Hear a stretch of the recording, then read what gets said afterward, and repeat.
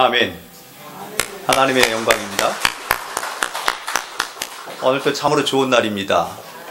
하나님께서 여러분과 함께 하시기 때문입니다. 오늘 나와 너 그리고 우리라고 하는 제목으로 말씀을 나누면서 함께 은혜 받기를 원합니다. 얼마 전 전철을 타고 가는데 객실 안이 조용했습니다. 사람들이 없는 것도 아니고 대부분의 대학생들쯤 보이는 그런 연령층의 사람들이 거의 가득했습니다. 나이 드신 어르신들도 몇몇 있긴 했지만 대부분 젊은이들이었습니다. 손에는 모두가 휴대폰이 들려져 있고 눈길은 휴대폰에 가 있습니다. 마치 사랑을 나누는 듯한 연인끼리인데 눈과 눈을 마주 대하면서 이야기를 나누는 것이 아니라 눈길은 휴대폰에 있고 말은 서로 주고받는 것입니다. 그걸 보면서 이건 사람이 사는 세상이 아닌 것 같다. 그런 느낌을 받았습니다. 자동차를 운전하면 먼 길을 가도 때로는 편안한 마음으로 갈 수가 있습니다. 처음 가보는 길도 내비게이션이라고 하는 기계가 있기에 그저 안내하는 대로 따라만 가면 됩니다. 오래전이었습니다. 내비게이션이 한창 붐을 이루고 시작되는 그 단계에 그 맛을 들여서 늘 내비게이션이 인도하는 대로 어느 곳을 신방을 하게 되었습니다. 신방을 하는 동안에 그곳은 한두 번 가본 길이기에 어렴풋이 알매도 불구하고 내비게이션을 의지하면서 인도하는 대로 따라갔습니다. 종착점에 다다랐습니다. 그런데 내가 가고자 한 곳이 아니었습니다. 기억을 더듬어서 옛날에 갔던 그 기억을 더듬어서 찾아보니 조금 더 돌아가야 했었습니다. 오늘 우리의 삶을 가만히 보면 모든 것을 기계에 의지하고 사는 듯한 마치 로봇과 같은 그런 인생을 사는 것은 아닐까 하는 그런 생각을 해보게 됩니다. 학생들이 셈을 할 때 계산기를 두드려서 셈을 하면 즉각 답이 나옵니다. 옛날처럼 머리를 쓰고 주산을 돌려서 이렇게 하면 머리가 돌아갈 텐데 요즘 젊은이들은 복잡한 것은 마다합니다. 풀 생각을 하지 않습니다. 지금 이 세상에는 공룡이 없습니다. 공룡이 존재하지 않습니다. 그 이유를 많은 학설에 따라 여러 학설이 있습니다만 그 중에 하나, 공룡은 머리는 작고 몸집만 크기 때문이다. 이런 학설이 있습니다. 머리를 써야 되는데 더 깊이 나가면 영적인 세계를 발견해야 되는데 그것은 아랑곳하지 않고 몸만 불리는 육적인 삶으로 가는 그것이 멸망길로 가는 길임을 우리에게 분명히 가르쳐 줍니다. 물질보다 바른 정신입니다. 속도보다 올바른 방향입니다. 오늘 예배하는 여러분들 가운데 이런 은혜를 누릴 수 있길 바랍니다.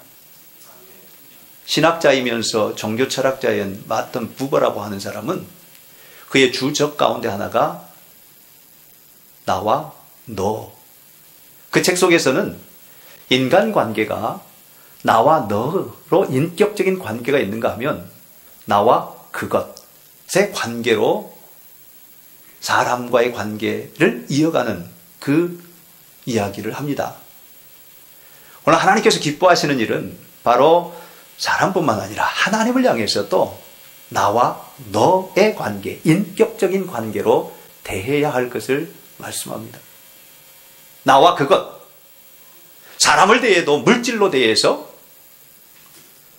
이익이 되고 득이 되고 나에게 유익하면 같이 관계를 맺고 득이 되지 않거나 유익함이 없으면 그저 이런 모습은 하나님의 기쁨이 아닙니다. 하나님을 향하여서도 마찬가지입니다.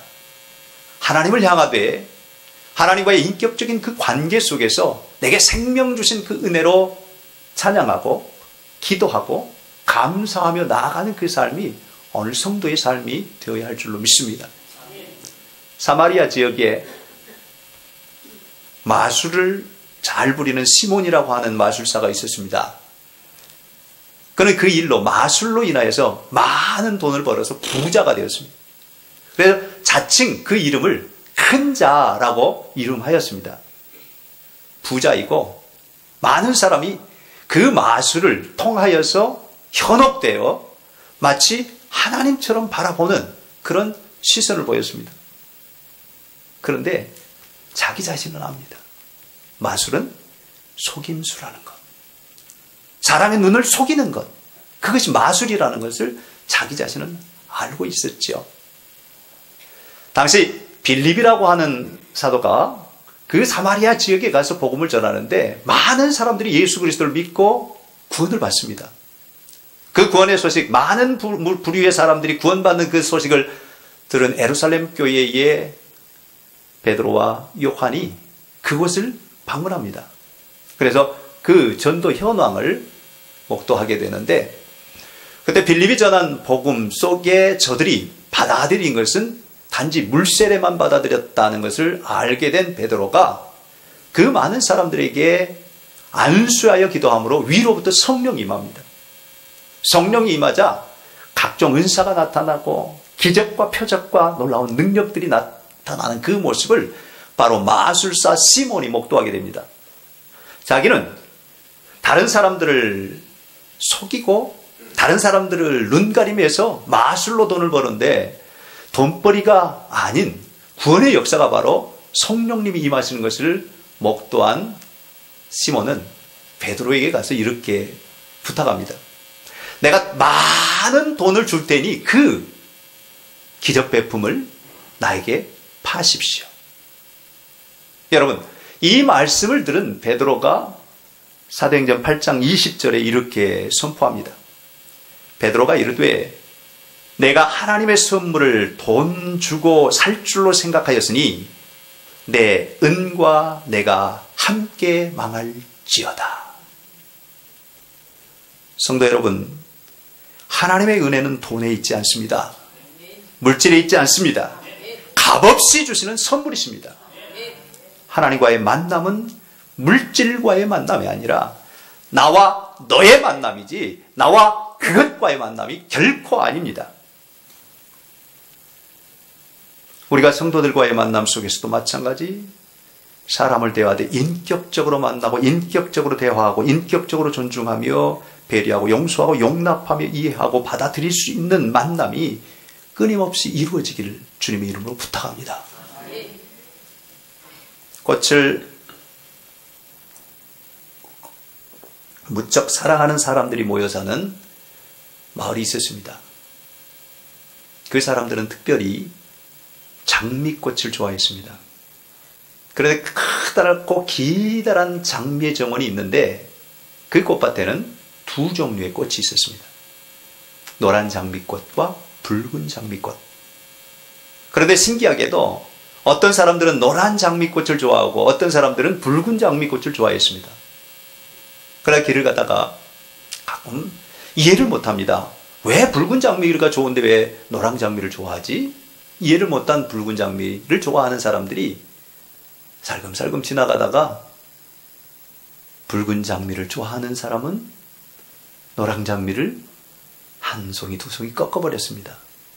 왜냐하면 붉은 장미가 돋보이게 하기 위해서. 반대로 노란 장미를 좋아하는 사람들은 붉은 장미를 덥석덥석 뽑아 버렸습니다. 왜냐하면 노란 장미가 더 돋보이게 하기 위해서. 오랜 시간이 지나면서 그 아름답던 정원은 메말라버리고 삭막해져 버렸습니다. 아주 가슴 아픈 일이죠. 성도 여러분, 예수님이 이 땅에 오시는 목적은 살림살이입니다. 죽이는 것이 아니라 살리는 일입니다. 생명을 구원하는 데 있습니다. 예수님께서 하늘 보좌를 마다하시고 이 땅에 사람으로 오셔서 마구간 마을 구유에 누이신 그것은 바로 사람을 살리기 위해서 오신 것이었습니다. 동방정교회는 이콘으로 유명합니다. 곳곳에 이콘이 가득, 아니 성전 안에 이콘이 다 채워져야 동방정교회는 성전이 완공되었다고 합니다. 그런데 동방정교회에 사용하는 이콘 가운데 예수님의 탄생에 관한 이콘이 있습니다. 그 예수님의 탄생 속에는 우리가 상식적으로 성경에 있는 대로 보면 예수님이 베들레헴 마구간 마을 구유에 누워 있죠. 보통으로 그리려면 그렇게 그려야 맞습니다. 사실화로 그린다면. 그러나 이콘으로 그릴 때는 동방정교회의 이콘 속에는 예수님께서 관은 시체를 담아놓은 관, 그 관에 붕대로 칭칭 감긴 상태에서 들어 누워있는 모습으로 그렇게 그렸습니다. 그리고 그것은 마구간이 아니라 옛날 카타콤과 같은 동굴 앞에 그렇게 누워있는 그 모습으로 그려져 있습니다. 무엇을 얘기하는가 하면 여러분, 사실화와 상징적인 표현으로 나타나는 이콘과의 연결점을 찾아보면 이렇습니다. 예수님은 어디에서 나셨다고요? 마구간. 어디에 누우셨다고요? 말구유. 구유는 밥통, 말밥통입니다. 다시 말하면 밥으로 오셨다는 뜻이죠. 그런데 그 밥은 동방교회의 이콘으로 보면 죽음이었습니다. 죽음. 밥은 철저하게 죽음입니다. 밥은 씹히는 것이죠. 먹히는 것입니다. 밥은 먹는 것이 아니라 먹히는 것입니다. 모든 사람을 위하여 내어주는 밥.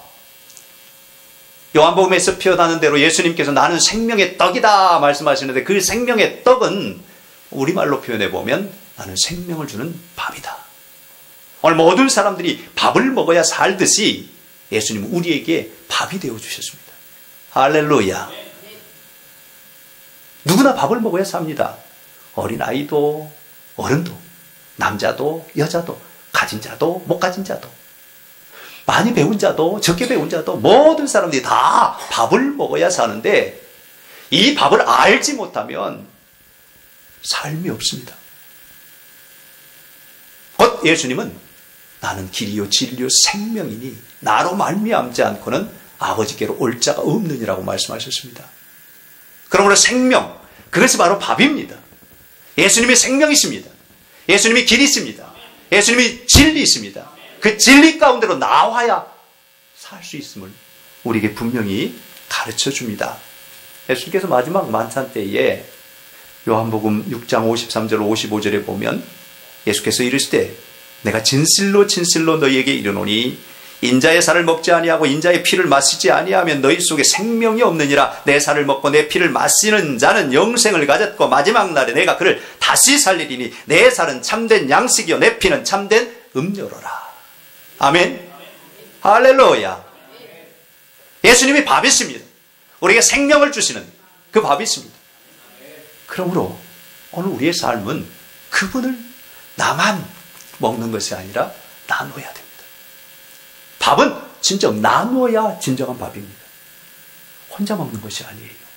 나누어 먹어야 됩니다. 생명을 받은 사람들이 함께 하나님을 향하여 찬송하고 기도하고 몸을 드리고 마음을 드리는 것이 예배가 아니겠습니까? 오늘 여러분 안에는 예수의 생명이 있습니다. 예수 그리스도가 여러분 중심에 있습니다. 그러므로 이 생명을 나만 간직하는 것이 아니라 이웃에게 나눠야 됩니다. 하나님을 알지 못하는 그 많은 사람들에게 이제는 나눠야 나도 살고 그도 살고 모두가 삽니다. 주님의 사역의 핵심은 바로 전도입니다. 십자가를 지시기까지 주님의 몸된 교회에 예수 생명으로 가득하기를 원하시는 그분의 뜻을 헤아리는 저와 여러분이 되십시다. 오늘 말씀 속에 예수님께서 이제 제자들과 헤어질 때가 된 줄 아시고 마지막으로 하신 말씀이 요한복음 16장 32절로 33절에 이렇게 선포합니다. 보라, 너희가 다 각각 제 곳으로 흩어지고 나를 혼자 둘 때가 오나니 벌써 왔도다. 그러나 내가 혼자 있는 것이 아니라 아버지께서 나와 함께 계시느니라. 이것을 너희에게 이루는 것은 너희로 내 안에서 평안을 누리게 하려 함이라. 세상에서는 너희가 환난을 당하나 담대하라. 내가 세상을 이기었노라. 마지막 때. 그리고 나서 오늘 저와 여러분이 함께 읽은 요한복음 17장을 주십니다. 요한복음 17장은 철저하게 하나님께서 제자들을 향하여서 성도들을 향하여서 다른 무리들을 향하여서 하늘을 향하여 기도하는 내용입니다. 그 기도의 핵심은 한 가지입니다. 아버지, 나와 아버지가 하나인 것처럼 나를 따르는 모든 무리를 생명을 보존케 하실 뿐만 아니라 하나가 되게 해주십시오. 누구하고요? 하나님과. 사람 사이에도 그냥 사람 관계 속에서만 머무는 것이 아니라 하나님 안에서 하나 되게 하소서. 이것이 기도의 제목이었습니다. 예수님의 철저한 기도의 제목은 하나님 안에서 하나가 되게 해주십시오. 21절에 보면 아버지여, 아버지께서 내 안에 내가 아버지 안에 있는 것 같이 그들도 다 하나가 되어 우리 안에 있게 하사 세상으로 아버지께서 나를 보내신 것을 믿게 하옵소서. 여러분, 오늘 예배하는 여러분뿐만이 아닙니다. 아직 하나님을 알지 못하는 저 많은 영혼들을 향하여 나아가서 저들도 우리처럼 하나가 되게 하옵소서. 아버지께로 돌아오게 해주십시오. 여러분 보십시오. 예수님께서 이 땅에 오셔서 십자가를 지시고 그 피를 흘리시고 그 물을 쏟으시고 생명을 내어주신 이유가 뭡니까? 영혼을 구원하는 일입니다. 한 영혼 한 영혼, 죽어가는 영혼. 그리고 지금까지 오래 참으신 이유가 무엇일까요? 아직도 다시 살아나야 할 그 죽어가는 수많은 영혼들이 있다는 사실입니다. 그러기에 심판을 미루시고 아직까지도 참고 또 참고 계시는, 재림을 늦추시고 아직까지도 참고 계시는 주님인 것을 여러분 믿으십시오. 그리고 나아가서 이 복음을 전하십시오. 우리가 파이브 생명운동 하면서 여러분 마음 가운데 품은 태신자들이 있습니다. 그들을 위해서 끝까지 기도하십시오. 예수 믿어야 삽니다. 예수 믿어야 천국 갑니다. 예수 믿어야 영생 얻습니다. 예수, 오직 예수 그리스도, 그분이 우리의 길이 되시고 진리가 되시고 생명이심을 믿고 때를 얻든지 못 얻든지 복음을 전하는 저와 여러분이 되십시다. 기도합시다.